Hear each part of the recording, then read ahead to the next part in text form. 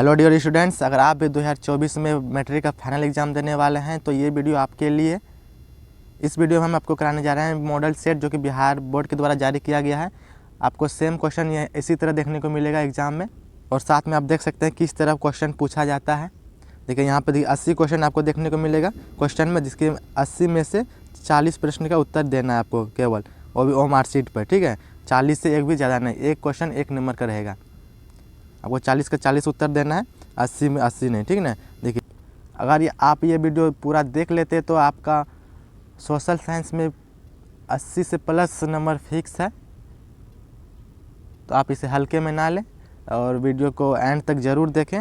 और अगर चैनल पर आप नए हो तो चैनल को सब्सक्राइब करें, क्योंकि इसी चैनल पर आपको तैयारी कराया जाएगा। तो चलिए स्टार्ट करते हैं देर ना करते हुए।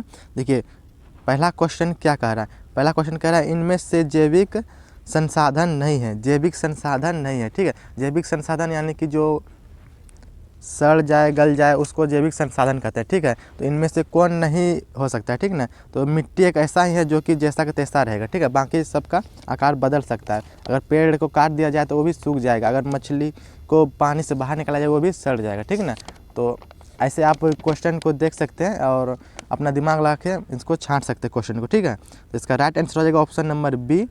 ठीक है, option number B is the correct answer. ठीक है, अगला प्रश्न देखते हैं।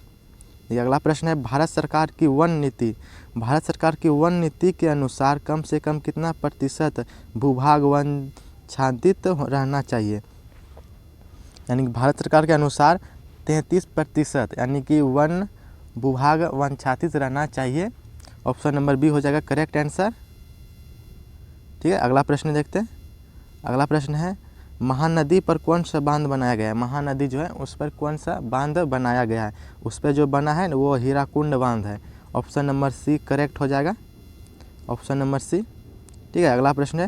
अगला प्रश्न है टेक्सोला क्या है। टेक्सोला एक दवाई का नाम है जो कि बीमारी के लिए यूज होता है। आखिर वो कौन सी बीमारी के लिए यूज होता है तो आपको बताना है। ठीक है, तो ये टेक्सोला जो है ना वो कैंसर रोधक दवा है, कैंसर के रोगियों को दिया जाता है। ठीक है, तो ऑप्शन नंबर बी हो जाएगा करेक्ट आंसर। ठीक है, अगला प्रश्न है। अगला प्रश्न है इनमें से कौन धात्विक खनिज नहीं है। धात्विक खनिज नहीं है, तो धात्विक खनिज इसमें से नहीं हो जाएगा, वो होगा graphite. Option number C correct answer. ठीक है, अगला प्रश्न है। अगला प्रश्न है इनमें से कौन टारसरी कोयला भंडार का क्षेत्र है। यानी कि सबसे बड़ा कोयला भंडार का अगर क्षेत्र है, अगर कोयला की बात करें तो आप लोग झारखंड ही मारना, चाहे किसी तरह घुमा फिरा के क्वेश्चन आए आपको झारखंड मार देना। ठीक ना, सबसे बड़ा कोयला का भंडार है झारखंड में, ऑप्शन नंबर ए। अगला प्रश्न है इनमें से कौन परमाणु शक्ति का साधन नहीं है। परमाणु शक्ति का साधन नहीं है, तो इसका राइट आंसर हो जाएगा monazite. Option number C is the correct answer. ठीक है, अगला प्रश्न है भारत को कुल कितने डाक क्षेत्र में बांटा गया। यानी भारत में कितने डाक क्षेत्र को बांटा गया। ठीक है, तो इसका राइट आंसर हो जाएगा ऑप्शन नंबर डी 9 क्षेत्रों में। ठीक है, अगर आप इस चैनल पर नए हो तो चैनल को जरूर सब्सक्राइब करें, क्योंकि सब्सक्राइब करने का आपका कोई पैसा नहीं लगता है। हम आपके लिए रात दिन मेहनत करते हैं और आप लोग सपोर्ट नहीं करते हमको, तो प्लीज़ सपोर्ट करिए गाइस। ठीक है, तो देखिए अगला प्रश्न देखते हैं। सेम आपको यही सब क्वेश्चन देखने को मिलेगा एग्जाम में, तो पूरा एंड तक भी जो वीडियो वॉच करें। ठीक है, देखिए अगला प्रश्न है इनमें से कौन नदी असम में बाढ़ का कारण है। यानी कि असम में जो बाढ़ आता है वो कौन सी नदी के कारण आता है। ठीक है, इसका जो राइट आंसर हो जाएगा ना हो जाएगा ब्रह्मपुत्र। ऑप्शन नंबर बी हो जाएगा करेक्ट आंसर, ब्रह्मपुत्र। ठीक है, अगला प्रश्न है तरुण भारत संघ NGO का संबंध किस राज्य से है। NGO यानी कि नॉन गवर्नमेंट ऑर्गेनाइजेशन, यानी कि गैर सरकारी संगठन का जो संबंध है किस राज्य से है, तो ये हो जाएगा Rajasthan. Option number D is the correct answer. ठीक है, अगला प्रश्न है इनमें से किसका उपयोग इलेक्ट्रॉनिक उद्योग में होता है। इलेक्ट्रॉनिक उद्योग में जो उपयोग होता है ना वो अवरक का होता है। ठीक है, अवरक यानी आप लोग देखे होंगे अगर जो इलेक्ट्रॉनिक पुल होगा, खंबा होता है, उस पर एक गोल गोल के टाइप का बना हुआ रहता है जिसमें अवरक का लेप लगाया जाता है, जिससे करंट नहीं आता है पोल कुट्टा में। ठीक है, तो इसका जो राइट आंसर होगा ना ऑप्शन नंबर ए हो जाएगा अवरक। अगला प्रश्न है इंद्रपुरी जलाशय परियोजना किस राज्य में अवस्थित है। इंद्रपुरी जलाशय परियोजना जो है हमारे बिहार में है, जहाँ पे आप रहते हैं। Option number B is the correct answer. ठीक है, अगला प्रश्न है असाधारण पौधे के लिए तैयार की गई पुस्तक का नाम है। असाधारण पौधों के लिए तैयार की गई पुस्तक का नाम है ग्रीन बुक। ठीक है, ग्रीन बुक आप लोग याद कर लीजिए, एकदम सब क्वेश्चन आपको फिक्स से आना है आना है। ठीक है, ऑप्शन नंबर सी हो जाए, C correct answer, green book. देखिए अगला प्रश्न है, निम्नलिखित में से कौन रबी फसल नहीं है? रबी फसल, देखिए रबी फसल किसको कहता है? जो ठंडी के मौसम में बोया जाता है। अभी के मौसम में जो अभी चल रहा है फरवरी, ठीक है, तो अभी के मौसम में क्या क्या देखने को मिला आपको? गेहूँ तो मिलता है, चना भी मिल जाएगा, सरसों भी मिल जाएगा खेत में, लेकिन चावल अभी के टाइम में नहीं मिलेगा देखने के लिए। इसमें क्या, इनमें से कौन रबी फसल नहीं है? तो आप ऐसे ऑप्शन को छांट सकते हैं, ठीक ना। तो इस पर नहीं है तो ये चावल हो जाएगा, ऑप्शन नंबर सी हो जाएगा। चावल अभी के टाइम में देखने को नहीं मिलता है, इसलिए ये रबी फसल नहीं है, ऑप्शन नंबर सी हो जाएगा करेक्ट। ठीक है, अगला प्रश्न है, सीमेंट उद्योग का कच्चा माल है। सीमेंट उद्योग का जो कच्चा माल है, यानी कि सीमेंट उद्योग आखिर बनता कैसे? सीमेंट किस चीज़ से बनता है? वो बनता है चूना पत्थर से। तो चूना पत्थर को ही कच्चा माल कहा जाता है सीमेंट उद्योग के लिए। ठीक है, तो ऑप्शन नंबर ए हो जाएगा करेक्ट आंसर। ठीक है, अगला प्रश्न देखते हैं। अगला प्रश्न है, कोंकण रेल परियोजना संबंध किस राज्य से है? इसका जो संबंध है ना वो है महाराष्ट्र से, ऑप्शन नंबर ए हो जाएगा करेक्ट आंसर। ठीक है, अगला प्रश्न देखते हैं। अगला प्रश्न है, 1992 में रियो डी जेनेरो में क्या हुआ था? रियो डी जेनेरो में जो हुआ था एक सम्मेलन हुआ था, वो कौन सा सम्मेलन हुआ था? ठीक है, जो उसका नाम था पृथ्वी शिखर सम्मेलन। पृथ्वी शिखर सम्मेलन आप लोग याद कर लीजिए, BVI क्वेश्चन सभी सब पूछा जाएगा ईस्वी वाला, आप लोग जरूर से ज़रूर याद करें, एकदम इस सबको रट जाए। ठीक है, इसका ऑप्शन नंबर बी हो जाएगा करेक्ट आंसर। देखिए अगला प्रश्न देखते हैं। अगला प्रश्न है, भारत में सर्वाधिक कौन सी मिट्टी पाई जाती है? यानी भारत में कौन सी मिट्टी ज़्यादा पाई जाती है? तो हमारे भारत में जो मिट्टी का प्रकार है वो जलोढ़ है, जैसे जलोढ़ मिट्टी, ऑप्शन नंबर सी हो जाए करेक्ट आंसर। अगला प्रश्न देखते हैं। अगला प्रश्न है, भारत में पहला जल विद्युत संयंत्र कहाँ लगाया गया था?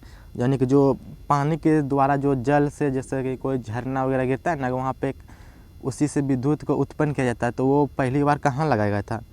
वो लगाया गया था शिव समुद्रम में। शिव समुद्रम में, ऑप्शन नंबर ए हो जाएगा करेक्ट आंसर। यानी जो पानी के द्वारा यानी बिजली उत्पन्न किया जाता है। ठीक है, तो देखिए अगला प्रश्न क्या है। अगला प्रश्न है, बिहार में उर्वरक कारखाना कहाँ स्थित है? उर्वरक कारखाना जो स्थिति है वो बरौनी में, ऑप्शन नंबर सी हो जाएगा करेक्ट आंसर। ठीक है, अगला प्रश्न देखते हैं।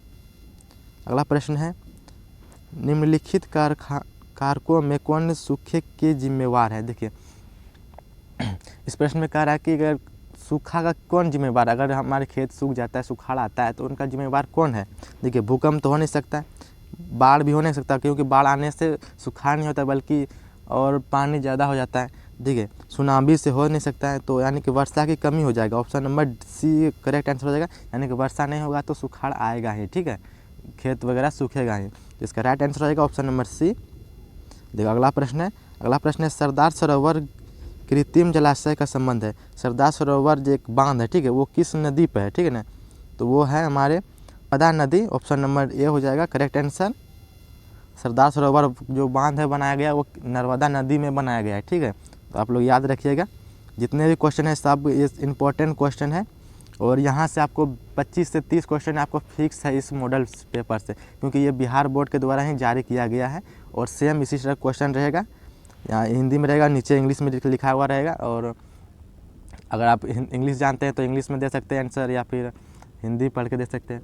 ठीक है, देखिए अगला प्रश्न क्या कर रहा है, जून 2023 में भारत में कौन सा चक्रवात आया था?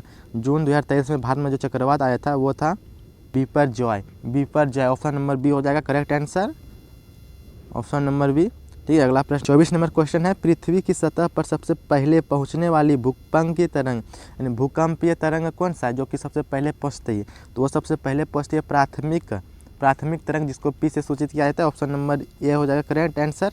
ठीक है, अगला प्रश्न देखते हैं। अगला प्रश्न है 25 नंबर कि संचार का सबसे लोकप्रिय साधन क्या है? संचार यानी कि जो हम एक बात दूसरे तक पहुंचाते हैं उसको संचार कहते हैं। ठीक है, और उसका लोकप्रिय साधन यानी सबसे अच्छा साधन क्या है? सार्वजनिक टेलीफोन तक का यूज़ तो अभी बहुत कम हो चुका है। मोबाइल का तो काफ़ी ज़्यादा यूज हो रहा है अभी। रेडियो भी कभी कम हो गया, और वॉकी टॉकी पता नहीं क्या होता है ये, अगर आपको पता है तो कमेंट करके ज़रूर बताइए। तो इसका जो सबसे लोकप्रिय साधन हो जाएगा मोबाइल, क्योंकि मोबाइल सभी को यूज कर रहा है संचार के माध्यम में। ठीक है, ऑप्शन नंबर बी हो जाएगा करेक्ट आंसर, मोबाइल। अगला प्रश्न देखते हैं। अगला प्रश्न है, कोलकाता कोलकाता कॉरपोरेशन एक्ट किसके शासनकाल में पारित हुआ था? कोलकाता कॉरपोरेशन एक्ट किसके शासनकाल में पारित हुआ था? ये जो पारित हुआ था लॉर्ड कर्जन के शासनकाल में, ठीक है। ऑप्शन नंबर ए हो जाएगा correct answer, Lord Curzon. Very important question, VVI सब क्वेश्चन है, ज़रा सा भी स्किप ना करें आप लोग। अगर 90+ लाना है सोशल साइंस में तो ज़रूर से ज़रूर एंड तक देखें, वॉच करें वीडियो, ठीक है। ज़्यादा लंबा नहीं होने वाला है, आधा घंटा का वीडियो बनेगा, पर अगर आप आधा घंटा देख लेते हैं तो आपका बहुत फ़ायदा होने वाला है, ठीक है। देखिए अगला प्रश्न है, यूरोप में राष्ट्रवाद की शुरुआत कहाँ से हुई? देखिए हिस्ट्री का क्वेश्चन ये, यूरोप में जो राष्ट्रवाद की शुरुआत हुई थी कहाँ से हुई थी? वो हुई थी जर्मनी से। ऑप्शन नंबर बी हो जाएगा, ठीक है, करेक्ट आंसर। अगला प्रश्न है, राइन राज संघ की स्थापना किसने की थी? राइन राज संघ की स्थापना किसने की थी? तो इसकी जो स्थापना की थी नेपोलियन ने की थी। ऑप्शन नंबर बी हो जाएगा correct answer, option number B, ठीक है। अगला प्रश्न देखते हैं। अगला प्रश्न है, अप्रैल थीसिस किसने लिखी? अप्रैल थीसिस एक पुस्तक की नाम है, वो किसने लिखी थी, ठीक है। तो इसके जो लेखक थे वो थे लेनिन। ऑप्शन नंबर सी हो जाएगा करेक्ट आंसर, लेनिन हो जाएगा, ठीक है। अगला प्रश्न देखते हैं। अगला प्रश्न है, खुदाई खिदमतगार का संगठन किसने किया था? खुदाई खिदमतगार का संगठन किसने किया था? तो इसका जो गठन करने वाले थे वो थे हमारे Khan Abdul Ghaffar Khan. Option number B हो जाएगा correct answer, option number B, ठीक है। अगला प्रश्न देखते हैं। अगला प्रश्न है 31 नंबर है कि लाल हरदयाल ने इनमें से किसकी स्थापना की थी? लाल हरदयाल ने एक पार्टी की स्थापना की थी, वो कौन सी पार्टी थी, ठीक है? वो थे गदर पार्टी। ऑप्शन नंबर ए हो जाएगा correct answer, option number A हो जाएगा। अगला प्रश्न है 32 नंबर कि साम्यवादी गुट का अगुवा कौन था? अगुवा, देखिए अगुवा मतलब वो शादी वाला अगुवा नहीं, ठीक है। अगला, साम्यवादी गुट का अगुवा कौन था? इसका जो अगुवा था ना वो सोवियत संघ था। ऑप्शन नंबर बी हो जाएगा correct answer, option number B, ठीक है। अगला प्रश्न है इनमें से क्या मार्टिन लूथर की कृति थी? मार्टिन लूथर की जो कृति थी वो कौन सी थी, ठीक है, वो बताना है आपको। तो उसका जो थे 5वें थीसिस थे। ऑप्शन नंबर सी हो जाए correct answer, option number C को लॉक किया जाए, ठीक है। अगला प्रश्न देखते हैं। अगला प्रश्न है, बंगाल गजट का प्रकाशन किसने किया था? बंगाल गजट का प्रकाशन जो किया था वो करने वाले थे हमारे जेम्स ए हिक्की हो जाएगा, ठीक है। ऑप्शन नंबर ए हो जाएगा करेक्ट आंसर, जेम्स ए हिक्की। यूनान इनमें से किस देश से अधीन था? यूनान जो अधीन था वो थे ऑस्ट्रेलिया, ठीक है। यूनान अधीन था ऑस्ट्रेलिया से। ऑप्शन नंबर ए हो जाएगा करेक्ट आंसर। अगला प्रश्न देखते हैं। अगला प्रश्न है, नमक कानून तोड़ने के लिए गांधी जी ने कौन सा स्थान चुना था? देखिए नमक कानून जो शुरू हुआ था वो कौन सा स्थान से हुआ था शुरू? तो वो होता है दांडी यात्रा। ये सबसे इजी क्वेश्चन है, option number C correct answer हो जाएगा। अगला प्रश्न है समाजवादियों का बाइबल किसे कहा जाता है? समाजवादियों का जो बाइबल कहा जाता है ना वो कहा जाता है दास कैपिटल को। ऑप्शन नंबर ए हो जाएगा करेक्ट आंसर। क्वेश्चन नंबर 38 है, एक स्वतंत्र राष्ट्र के रूप में सिंगापुर का उदय किस वर्ष हुआ था? जो सिंगापुर का उदय हुआ था वो किस वर्ष हुआ था? इसका जो उदय हुआ था 1965 में हुआ था। ऑप्शन नंबर बी हो जाएगा करेक्ट आंसर, 1965 में, ठीक है, 1965 हो जाएगा।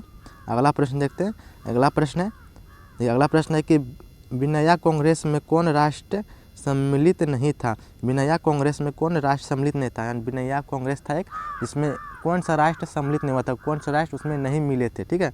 इसका जो राइट आंसर हो जाएगा ऑप्शन नंबर हो जाएगा इसका बी हो जाएगा, जर्मनी। जर्मनी एक ऐसा राष्ट्र जो इसमें सम्मिलित नहीं हुआ था, ठीक है।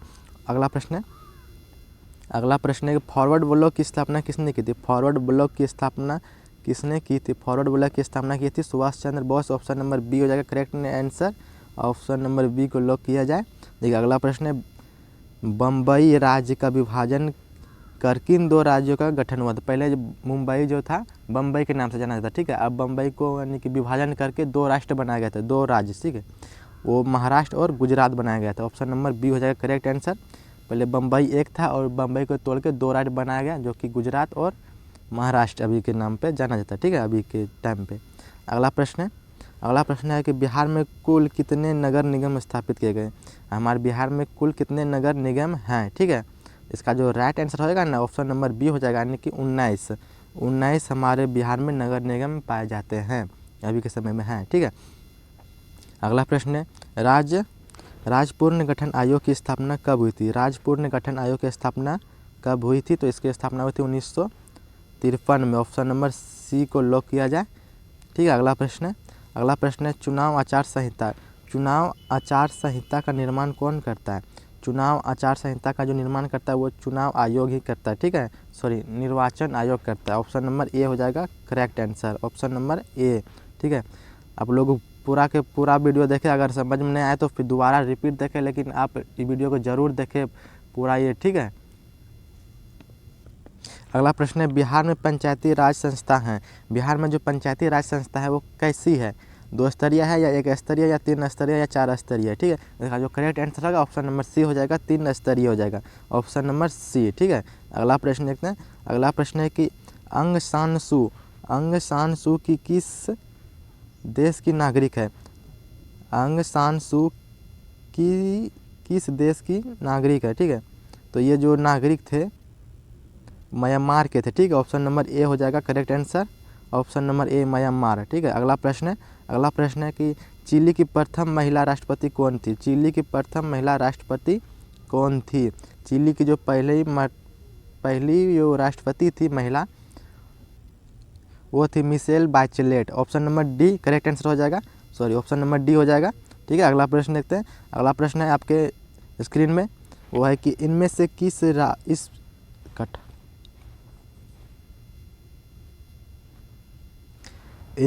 किस पर लोकतंत्र का भविष्य निर्भर करता है? लोकतंत्र का जो भविष्य निर्भर करता है किस चीज़ पर करता है? जातिवाद पर? नहीं हो जाएगा। अलगवाद, अगर जातिवाद करिएगा तो अलगाववाद उत्पन्न होगा। तो हमारे जो लोकतंत्र है, जो हमारे अभी देश में लोकतंत्र चल रहा है, ठीक है, तो अगर उनका जो भविष्य निर्भर करता है वो करता है निष्पक्ष चुनाव पर, यानी स्वतंत्र होकर चुनाव कीजिए। ठीक है, न कि जाति के नाम पे किसी को वोट दे दिए, ऐसा नहीं है। ठीक है ना, तो ऑप्शन नंबर बी हो जाएगा करेक्ट आंसर। हमारे जो लोकतंत्र का जो भविष्य निर्भर करता है वो निष्पक्ष चुनाव पर करता है, ऑप्शन नंबर बी हो जाएगा करेक्ट आंसर। अगला प्रश्न है कि लोकसभा में चुने हुए सदस्यों की संख्या कितनी है? जो लोकसभा में चुने गए सदस्य हैं उनकी संख्या 543 है, ऑप्शन नंबर बी हो जाएगा करेक्ट आंसर, 543। ये क्वेश्चन आएगा ही आएगा, कन्फर्म है। ठीक है, ये सब क्वेश्चन बहुत इंपॉर्टेंट क्वेश्चन है। ठीक है, अगला प्रश्न है इनमें से कहाँ प्रत्यक्ष लोकतंत्र है? जो प्रत्यक्ष लोकतंत्र है वो कहाँ पे है? ठीक है, तो हमारे सी हो जाएगा भारत, यानी इंडिया, हमारा इंडिया। ठीक है, ऑप्शन नंबर सी। अगला प्रश्न है कि कितनी जनसंख्या पर ग्राम पंचायत का गठन किया जाता है? यानी कि कितना जनसंख्या होना चाहिए जो कि ग्राम पंचायत का गठन हो? ठीक है, तो इसका कम से कम होना चाहिए 7,000। ठीक है, 7,000 के आसपास होना चाहिए, ऑप्शन नंबर सी हो जाएगा करेक्ट आंसर। अगर 7,000 जनसंख्या से अधिक है तो ग्राम पंचायत का गठन हो सकता है। ठीक है, अगला प्रश्न है कि 1975 के आपातकाल की घोषणा किसने की थी? 1975 में जो आपातकाल की घोषणा की थी वो किसने की थी? इसका राइट आंसर हो जाएगा भारतीय राष्ट्र कांग्रेस ने, भारतीय राष्ट्र कांग्रेस हो जाएगा, ऑप्शन नंबर बी हो जाएगा करेक्ट आंसर।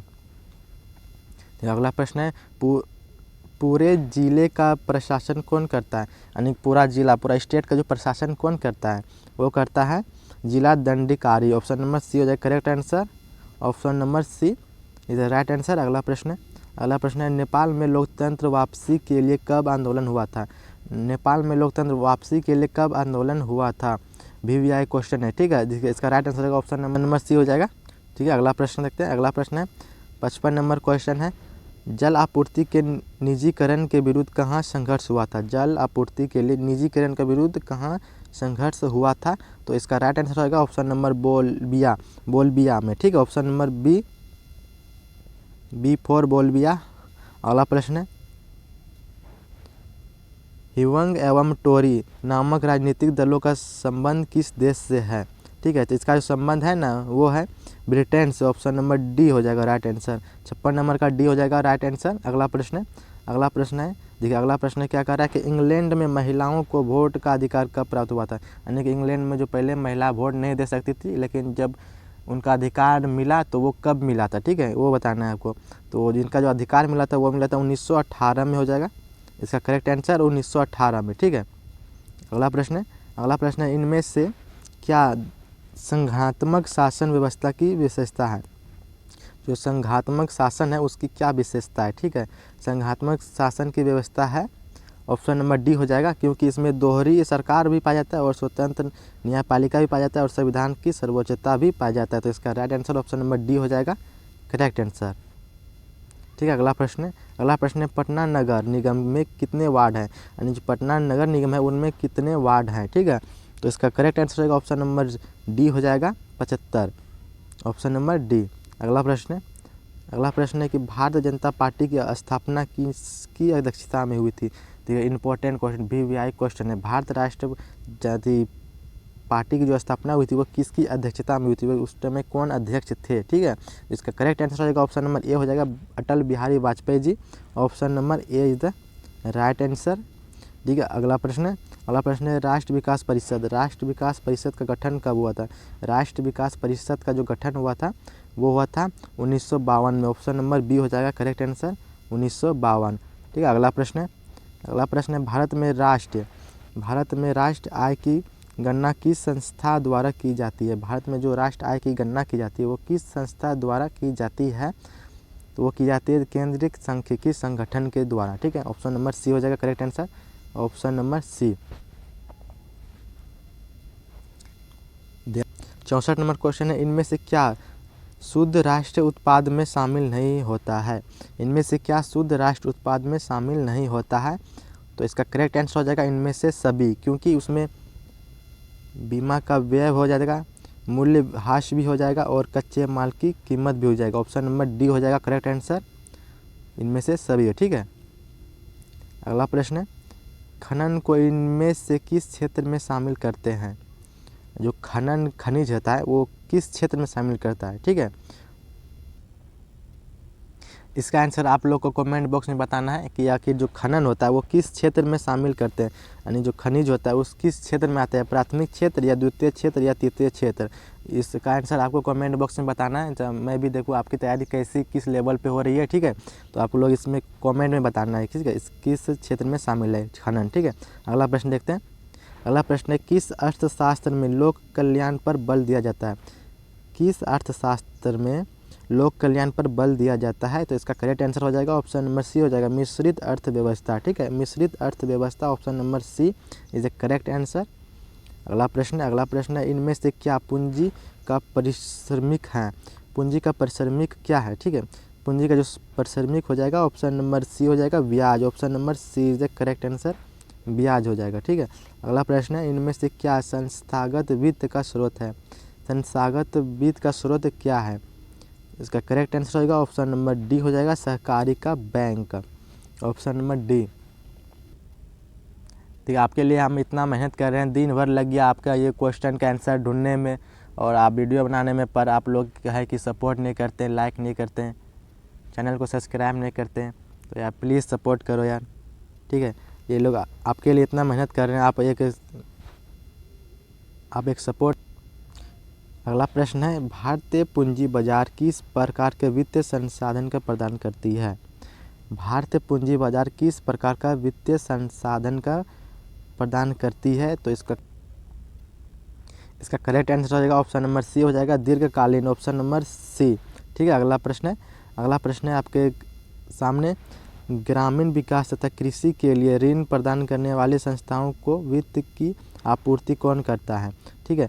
जो ग्रामीण विकास के लिए जो अब ग्रामीण विकास और कृषि में जो पैसे देते हैं, ऋण देते हैं, कर्ज देते हैं, आखिर उनका आपूर्ति कौन करता है, उनको पूरा कौन करता है, ठीक है। तो इसका जो करेक्ट आंसर हो जाएगा ऑप्शन नंबर नीचे दिखा रहे हैं आपको, नाबार्ड हो जाएगा, ठीक है, नाबार्ड, ऑप्शन नंबर सी हो जाएगा इसका करेक्ट आंसर।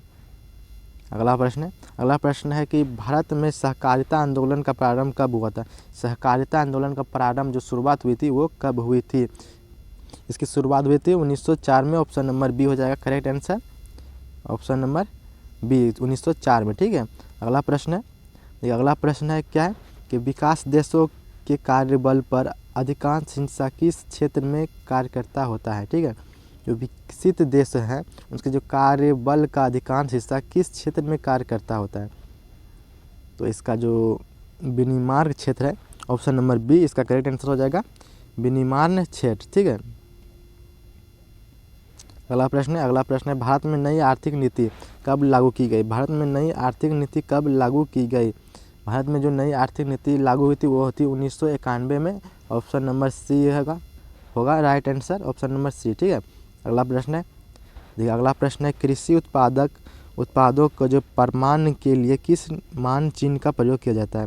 कृषि उत्पादों के प्रमाण चिन्ह के लिए किस मान चिन्ह का प्रयोग की जाती है।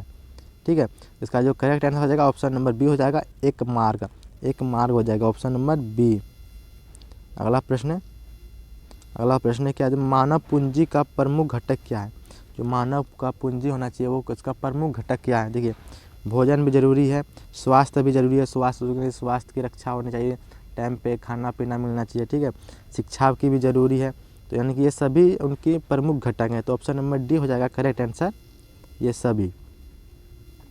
अगला प्रश्न क्या है, अगला प्रश्न है जवाहर रोजगार योजना कब लागू की गई थी। जवाहर रोजगार योजना कब लागू की गई थी, तो इनको जो लागू किया गया था 1989 में, ऑप्शन नंबर बी हो जाएगा correct answer, option number B. ठीक, अगला प्रश्न है HDI मानव विकास सूचकांक कब शुरू की गई थी।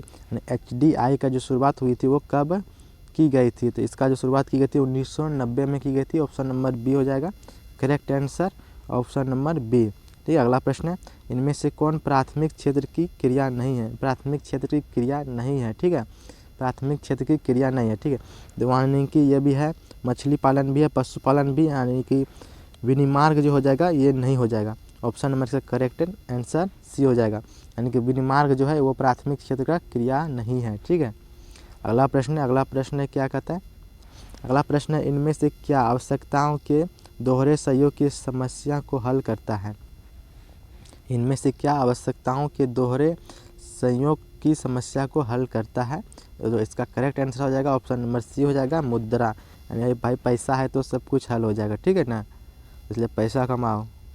अगला प्रश्न है इनमें से कौन व्यापारिक बैंक नहीं है। व्यापारिक बैंक नहीं है, ठीक है, लास्ट क्वेश्चन है इनमें से कौन व्यापारिक बैंक नहीं है। ठीक है, स्टेट बैंक ऑफ इंडिया ये भी व्यापारिक बैंक है, पंजाब नेशनल बैंक ये भी व्यापारिक बैंक है, सेंट्रल बैंक ऑफ इंडिया ये भी व्यापारिक बैंक है, और जो यह है भारतीय रिजर्व बैंक ये एक व्यापारिक बैंक नहीं है। ठीक है, इसका करेक्ट आंसर हो जाएगा ऑप्शन नंबर सी हो जाएगा।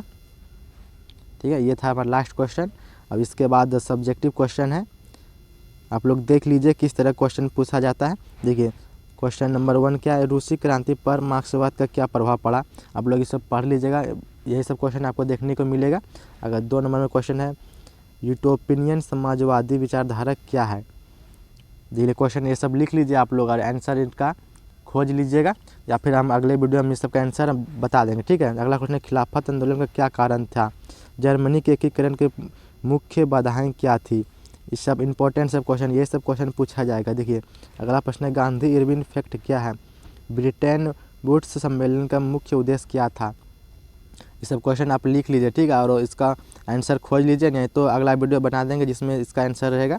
देखिए अगला प्रश्न क्या है, सत्ता का क्षैतिज वितरण क्या है। लोकतंत्र में दल बदल कानून का क्या महत्व है। देखिए ये सब क्वेश्चन 2 नंबर वाला क्वेश्चन है कि देखो अगला प्रश्न क्या है कि नगर परिषद के प्रमुख अंग लिखें। स्वतंत्र राजनीतिक संगठन क्या है। ये सब 2 नंबर वाला क्वेश्चन है। देखिए नीचे है 4 नंबर वाला क्वेश्चन, ये सब 4 नंबर में क्वेश्चन पूछा जाएगा। वर्तमान भारत में राजनीतिक में लोकतंत्र की कौन कौन सी चुनौतियां हैं, विवेचना करें। ये सब 4 नंबर क्वेश्चन में पूछा जाएगा। ठीक है, ये सब क्वेश्चन ही देखने को मिलेगा। देखो आधुनिक लोकतंत्र में सत्ता की साझेदारी विभिन्न तरीकों से क्या है, वर्णन करें। ये सब 4 नंबर वाला क्वेश्चन है। देखो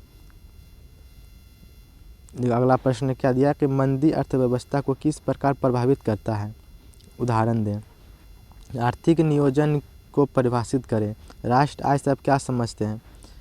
उपभोक्ता जागरण से क्या अभिप्राय है। देखो ये सब कितना इजी सब क्वेश्चन है हालांकि। ठीक है, आप लोग इनको हम अगले वीडियो में इस सब का आंसर बता देंगे। तो तब तक के लिए जय हिंद जय भारत। अगर आप चैनल पर नए हो तो ज़रूर सब्सक्राइब करें। चलिए मिलते हैं नेक्स्ट वीडियो में।